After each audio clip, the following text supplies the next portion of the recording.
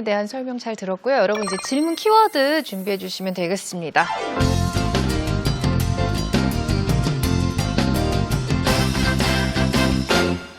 그러니까 지금 설명해 주신 요한 문명과 한반도 역사와의 연결고리가 궁금했습니다.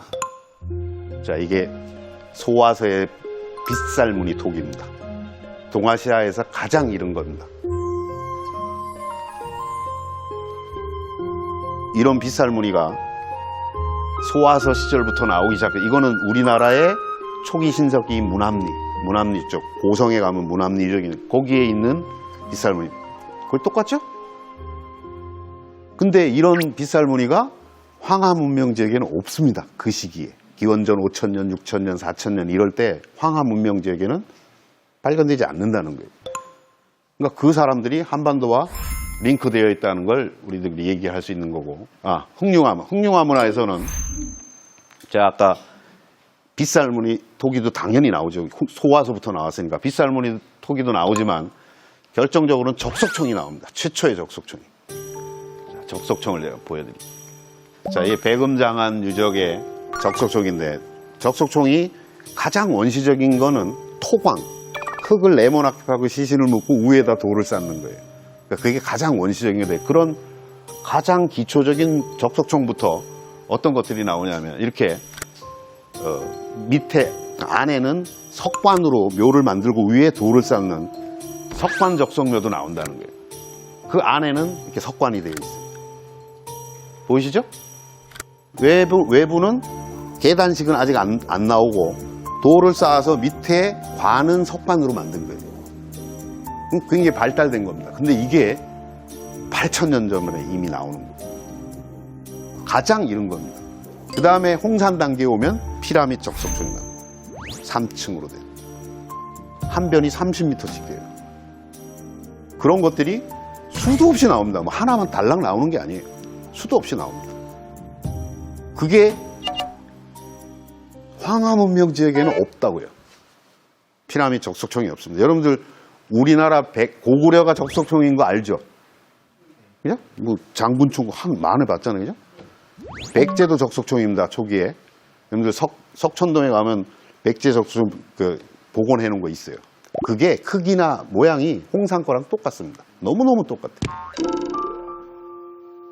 신라 가야도 적석총인 거 알죠? 많은 사람이 경주에 가가지고 이렇게 대능원에 뭐 황남대총이나 이런 거 보고 그게 흙인 줄 알아. 그 정식 명칭은 적석 목각분입니다. 관을 나무로 만들어서 석관으로 안 만들고 관을 나무로 만든 거지 위에는 다 돌이에요. 흙은 한 1, 2m만 이렇게 덮어놓은 겁니다. 적석총이에요. 그게 다. 가야도 전부 적석총입니다. 그러니까 우리 고대사의 주요한 국가들이 전부 다 적석총이에요. 그게 어디서부터 시작됐다고요? 흑룡화부터 시작된 거예요. 피라미드 적석총은 홍산문화부터 시작된 거예요. 만약 황하, 이거 질문이 아주 뭔지를 몰라서 내가 안. 만약 황하에서 이건 뭐죠? 네, 교수님 일단 되게 강의 잘 들었습니다. 근데 이제 그 근거로 주로 말씀하셨던 게 이제 그 중국과는 이제 연관성이 많이 없는데 이제 우리나라 어떤 무덤 형태라거나 없다 그러면 안 되고 중국도 당연히 연결이 네, 약한데 정말 만약에 이제 황하에서 이제 비슷한 그런 무덤 형태라거나 그런 게 아예 또 일치되는 게 거기에서 황하에서도 만약에 발견이 된다면 연구 자체가 좀 어떻게 변할지 혹시 그게 궁금합니다. 그러니까 요한문명은 제가 그 책에서도 그런 얘기를 하는데 나는 요한문명은 무슨 한국 거다 중국 거다 이렇게 싸우는 건 무의미하다고 봐요.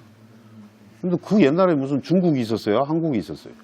그래서 저는 그걸 동북아시아의 시원 문명이다 이렇게 얘기를 하는데 제가 우리는 한국이니까 여러분들한테 강의할 때 선생님이 그 한반도와 연결되는 걸 주로 얘기를 하잖아요. 물론 당연히 중국과도 연결됩니다. 중국 학자들은 또 그런 걸 집중적으로 연구할 거고. 그러니까 무슨 얘기냐면 일부는 한반도와 연결됩니다. 그러니까 고대의 이 발해 연안을 끼고 있는 중국의 동해안 쪽, 그다음에 한반도, 일본 이 지역에 다 연결돼 있습니다. 그래서 저는 요한 문명이 중국 거다, 뭐 한국 거다, 황제족 거다, 뭐다 이런 게 무의미하다고 생각해요.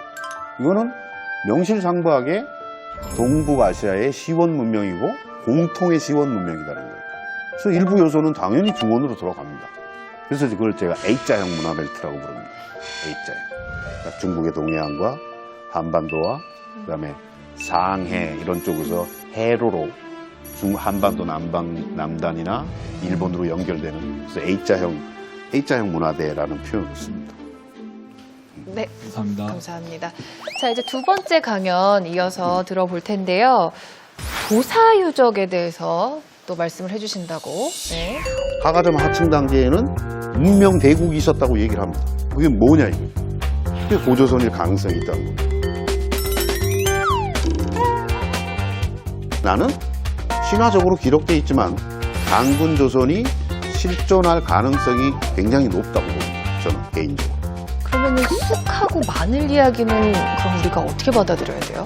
실제적인 호랑이나 곰이 아니라 하가점 하층 단계가 오면 기원전 2300년까지 올라가는데 그때가 되면 이미 설지강이라든지 소병기 선생 같은 분은 그 요소 일대에 하가점 하층 단계에는 문명 대국이 있었다고 얘기를 합니다. 그 문명 대국이 있었다면 그게 뭐냐 이거죠. 그게 고조선일 가능성이 있다는 겁니다. 그래서 두 번째 얘기는 새롭게 발견된 도사유적이라는 곳이 있습니다. 아마 이게 발굴 보고서가 15년에 나왔기 때문에 3년밖에 지금 안 아마 됐네. 학자들도 모르는 사람이 대부분일 겁니다. 기록에 보면 단군 고조선이 건립되는 시기와 관련해서 항상 이런 식으로 요임금과 같은 시기다. 혹은 요임금 즉위후 50년 이렇게 기록이 돼 있습니다. 근데 뭐 요임금은 다 신화 시절은 요순 시대 이런 게 신화 시절인 줄 알았는데 도사유적이 발견된다. 실제로 발굴된 이게 발굴 보고서입니다. 4권으로 어마어마한 두께입니다. 여기서 강조하려는 게 뭔지 알아요? 최초의 중국이다 이게. 요임금의 왕성인 여기가 최초의 중국이라는 겁니다. 그리고 요 양쪽에 요게 문자입니다. 요거 문자고 요거는 요임금 요자로 해석합니다. 요 제요고도 요임금의 옛 도성이다 이거. 최초의 중국이다 이거. 예전에 최초의 중국이 뭔지 아세요? 하나라였다는 거예요. 하상주로. 근데 그거보다 위에 요순 시대부터 이제 역사 시대로 갑니다. 이게 그 전시관에 있는 그 도사유적을 모형으로 만들어 놓은 건데 요게 내성입니다. 귀족들이 사는. 이게 13만 평방미터예요. 외성 안에가 280만 평방미터입니다. 그런데 280만 평방이 잘 머리 안 오죠? 여의도 반만 합니다. 여의도 반. 근데 이 지역 안에서 여러 가지가 발굴되는데 왕급의 묘부터 시작해서 여러분들 이 당시에는 황하의 악어가 살았습니다. 지금은 장강으로 내려갔잖아요. 온도가 높았잖아요. 그랬잖아요. 그러니까 황하의 악어가 살았습니다. 그래서 여기에서 나오는 발굴, 왕릉에서 발굴되는 것 중에 타고라고 기록에만 전하던 악어 가죽으로 덮은 그 북, 그거 타고라고 기록에는 있는데 실물이 여기서 여러 점 발견됐습니다. 악어 가죽으로 만든 그걸 타고라고 기록이 있어요. 타고라는 게. 그래서 그 당시에 황하에도 악어가 살았습니다. 요하에서도 살았을지도 모릅니다. 자, 이 도사유적은 왜 중요하냐면 요임금의 도성이라는 건 중국 학자들이 공인을 한 것이고, 그러니까 이 하가점 하층 단계에 뭐가 최초로 나오냐면 치를 갖춘 석성이 나옵니다. 그러니까 석성을 이렇게 쌓는데 돌출부를 이렇게 쌓는 겁니다. 고구려 성이 특징이 그겁니다. 돌출부가 있어서 치가 있으면은 방어력에 있어서 어마어마하게 차이나요. 돌출부가 이렇게 있으면 여러분들 이게 성이라고 가정을 해보면 요 선이 여기에 돌출부가 이렇게 나오는 겁니다. 이렇게. 그럼 여기로 적군들이 오면은 치의 양쪽 끝과 여기서 세 군데에서 방어를 할 수 있어요. 뒤통수에다 화살을 쏠 수 있어요. 치가 있으면. 그래서 고구려가 700년 동안 그 수나라 당나라와 싸워가면서 단일 국가를 유지할 수 있는 거예요. 거기에 무지무지 중요한 공헌을 합니다. 치를 갖춘 석성이. 그 치를 갖춘 석성이 하가점 하층부터 나옵니다. 중원에는 없습니다. 고구려 당시까지만 해도 중원에는 치를 갖춘 석성이 없습니다. 그냥 성이지. 그래서 그런 것들을 보고 이 소병기 선생은 강국 단계에 해당하는 대국이 있었다. 그렇게 얘기를 합니다. 그 다음에 설지강이라는 사람도 그러니까 하나라보다 앞서서 건설된, 즉 시기적으로 앞서는 문명 고국이 있었다고 얘기를 합니다. 야기네들은 비정할 국가 이름이 없지만 우리는 있잖아. 만약에 그 문명 대국이 있었다면 나는 그게 고조선일 가능성이 높다고 보는 거예요. 그래서 이 황하 문명 지역에서는 하상주 이전에 요순 시대가 이제 밝혀졌잖아요. 그죠? 요순은 실존 인물입니다. 그 요순 시대가 열릴 때 요하 지역에서는 문명 고국이 있었다는 거예요. 그게 있었다면 그거는 고조선일 가능성이 높다는 게 제 생각이에요. 우리 연구를 해야죠. 중국 학자들은 자기네들이 다 연구해놨지만 비정할 국가 이름이 없는 거예요. 그렇다고 자기네들 스스로 고조선 이렇게 말할 리는 없고 우리가 연구를 해야 됩니다. 네, 감사합니다. 자, 여러분 두 번째 강연 다 잘 들으셨죠? 자, 키워드 준비해 주시길 바랍니다. 저는 제 첫 번째 질문으로 다시 돌아가 볼게요. 그렇다면은 교수님께서는 단군은 신화다, 역사가 아니다라고 말씀을 해 주시는 사람들 있잖아요. 그분들한테는 어떻게 말씀을 하시나요?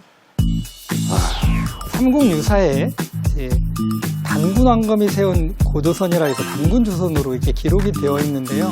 이게 신화 내용으로 되어 있습니다. 단군 신화를 인식할 때 기본적으로 전제해야 될 게 뭐냐면 이런 부분들에 대한 인식들이 우리에게 별로 없어요. 그냥 만주일대에서 급항동이 많이 나오는 지역에서 처음 중심지를 찾으려고 애를 쓰는데 제가 보건대는 좀 헛다리를 짚는 거다 이런 생각이 들어요. 동아시아의 역사에서 굉장히 서양과 다른, 서양도 비슷하긴 경우들이 많지만은 신화적으로 기록된 것들이 계속적으로 역사적 사실로 밝혀지기 시작해요. 아까 요순 시대도 옛날에는 신화 시절이었어요. 이제는 도사유적에서는 요임금의 왕성인 도사유적에서는 문자도 나옵니다. 그러니까 그것도 신화였다가 사실이 되는 거예요.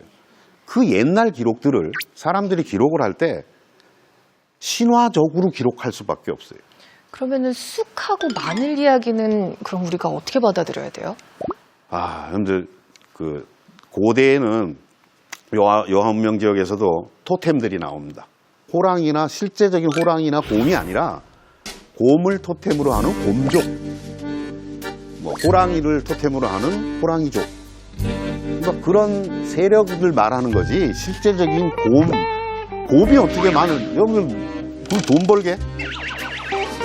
곰 데려다가 마늘 먹여서 사람 만들면? 그러니까 그런 것들은 신화적으로 기록되는 것이지 그 신화적으로 기록할 수밖에 없는 것은 그 옛날 그 전승되는 것들을 오랫동안 기억하고 신화적으로 각색이 되어 있는 것이지 그게 사실이냐 신화적으로 기록되어 있다 그래서 신화냐 그건 다른 문제라는 거죠. 신화적으로 기록되어 있지만 단군 조선이 실존할 가능성이 굉장히 높다고 봅니다. 저는 개인적으로. 그리고 옛날에는 왜 그런 것들이 잘 안 먹혔냐 하면 지금 여러분 보는 것처럼 그 지역에 우리가 고조선에 대해서는 평양설, 요동설, 요서설 이런 세 가지 큰 설이 있습니다. 고조선의 중심지가 어디였느냐. 그러니까 요서설, 요동설, 평양설이 있는데 그 지역에 아무리 뒤져봐도 기원전 2300년에 국가가 될 만한 게 없었어요. 예전에는.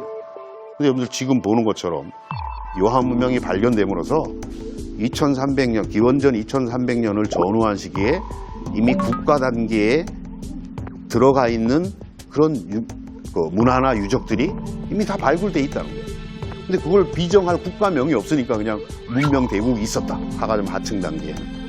근데 우리는 그걸 비정할 국가 이름을 갖고 있다고. 만약에 그게 국가가 있었다면 그거를 우리가 고조선에 비유할 수 있는 베이스가 마련되는 거예요.